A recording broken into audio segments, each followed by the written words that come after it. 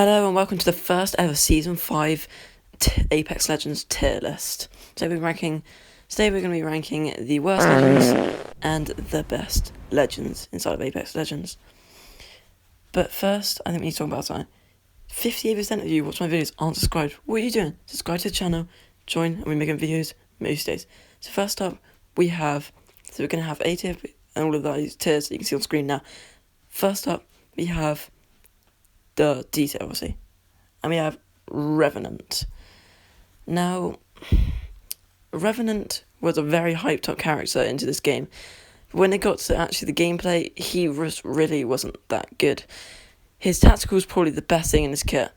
To be able to silence enemies' abilities for 20 seconds can really be a game changer, but his ultimate, not so much. They buffed it to when you came back to the totem, you wouldn't go down back to 1 HP, you go back down to 50, but that means you still have to medkit up anyway at 58 HP, so it doesn't really make much of a difference. His passive to crouch walk faster is barely useful, and his climbing ability is barely useful as well.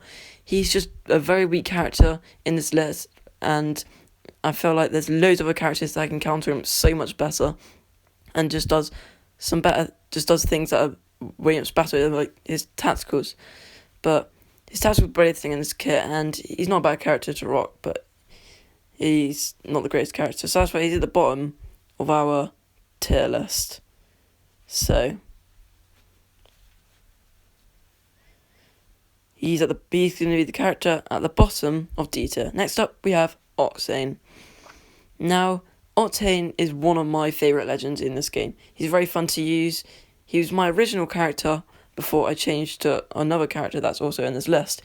It's just that his kit is just not very strong. His jump pad they just gave a buff to his jump pad, but it comes back every 60 seconds. But it's just his jump pad is just a way worse zipline. And his passive, when you passively heal, that can be quite useful. And his stim, maybe they should buff his speed a little bit on his stim, because he's supposed to be the fastest character in the game, and he's not as fast as maybe a really long grappling hook from Pathfinder, but he definitely sits comfortably in top of D tier. Next up, we have C tier. At the bottom of C tier, we have Mirage. Now, Mirage just got hit with a really big buff. He had a whole rework at the start of Season 5. His passive is really good. When you respawn and revive people, your teammates, you go invisible. That's really useful. And his ultimate and his passive and his ultimate, his tactical and his ultimate. His tactical is very useful. Be able to control your decoys. It's very cool. And his ultimate is the same as one W day, but it's just still not useful, and there's so many characters that just outdo him on this list. So that's why he's at the bottom of C tier. Next up we have Bangalore. Now, Bangalore is I feel like not very played character in this game, and I kind of don't blame the people who don't want to. Her smoke is it's very hard to see through, and it doesn't really it doesn't really help the enemy, but it doesn't really help you as yourself. Her ultimate is just not that great. No, I'm not really scared to go through Bangalore ult as much as a Gibby ult, let's say. I think they should buff the damage on it, and maybe it explodes a little bit faster. Let's just have some ideas. Her passive is really good, that when you're getting shot at, you run faster. That will always be really good. That is a very good passive, but just the rest of the stuff in her kit is just not very strong. Her smoke, it just doesn't help your team, nor does it help the enemy. It doesn't help your team or yourself. And her ultimate is just not very good, because the damage on it is not very helpful. Next up, we have Bloodhound. Now, Bloodhound got hit with a pretty big buff near the end of Season 4. When you kill someone or knock someone with his ultimate, it extends for like another 10 or so seconds. And he also got a really big buff to the range of his scan. It's a lot faster, a lot further now, and he's definitely a very strong character in this game. I just feel like the range of his tactical is probably the range that you can hear footsteps. It's not really that useful, but it's quite useful to know how many people there are. But yeah, his passive is quite useful if you want to track down enemies for a high kill game, but he's just not the strongest character you can pick over other legends. Next up we have B tier. Now at the bottom of B tier we have Caustic. Now Caustic is a very good defensive character. To be able to run in, block off a building is very key with his gas. He just got hit with a buff. Now your teammates don't get slowed down by your own teammates' gas, which is very useful. And his ultimate can be very good to either push a team or if you're getting attacked by a team in a squad. His gas is really good to put at doors. It can block doors, and his gas no longer goes through doors, though. That's also a nerf that he got. But overall, I think he's a very useful character and very good in ranked specifically. Next up, we have Crypto. Now, Crypto is a very cool character in Apex Legends. His drone can be very useful in sticky situations, and let's say because you can get banners with it, and he just got a buff where when you look at banners, you can now ping the banner if there is a squad nearby, and it tells your team that there is a squad nearby.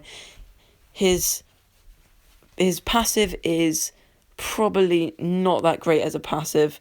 He could have a different passive, I think, an updated one. But his EMP to push a squad in ranked with a Wraith portal can be very useful and very fun to use.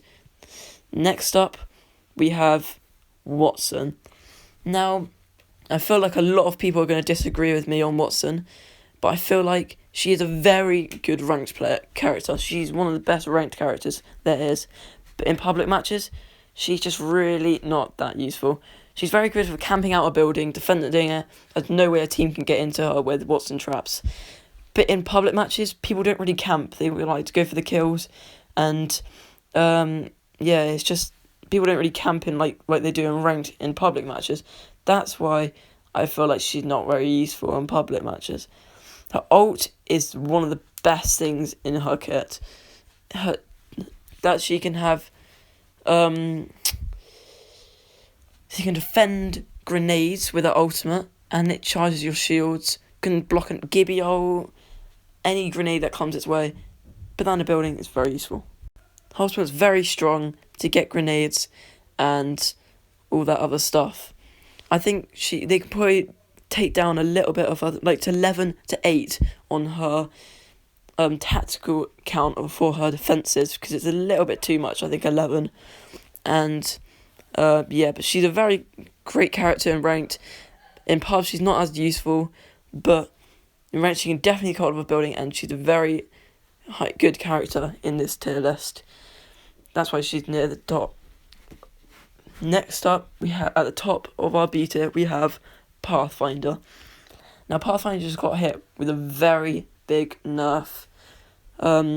His grapple now takes 35 seconds as its cooldown, which I think is a little bit ridiculous. I think they need to bring that down to 25 or so, as it does nearly the same as Wraith can do hers a little bit better, except it has a bit more mobility. Pathfinder's his zipline is very useful to getting up to a high place, and other situations to just get out of a situation.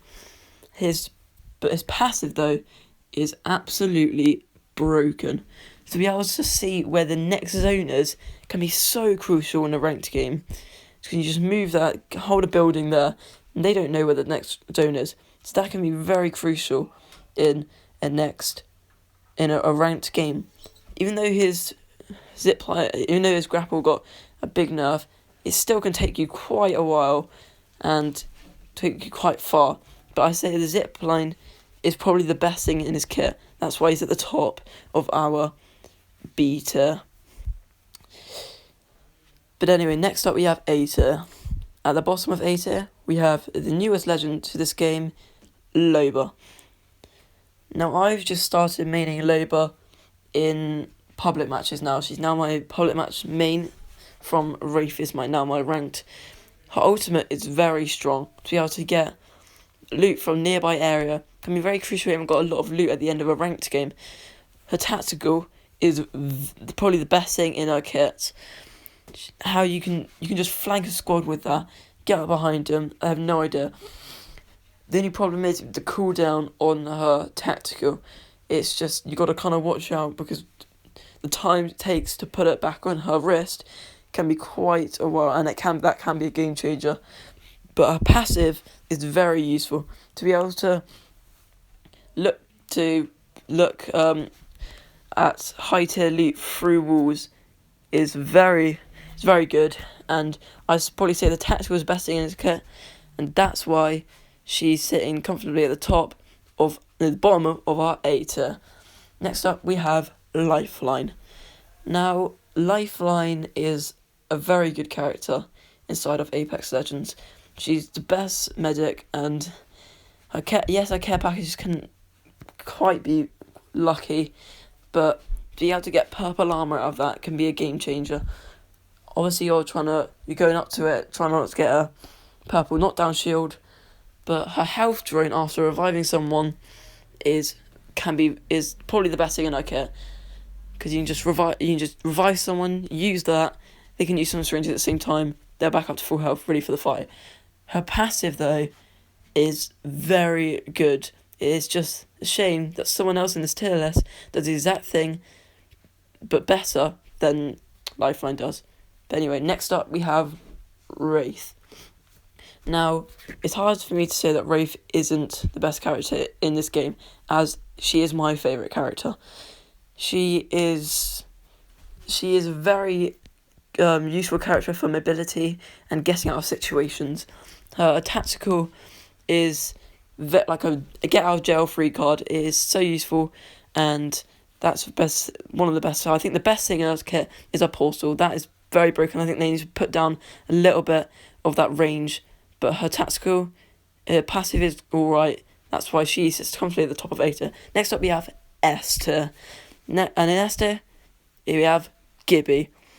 Gibby is the top of our tier list, as he is a very broken character. His tactical to be able to put out a dome shield is very good, as it just got enough down from 18 to 12 seconds, but it's still very good.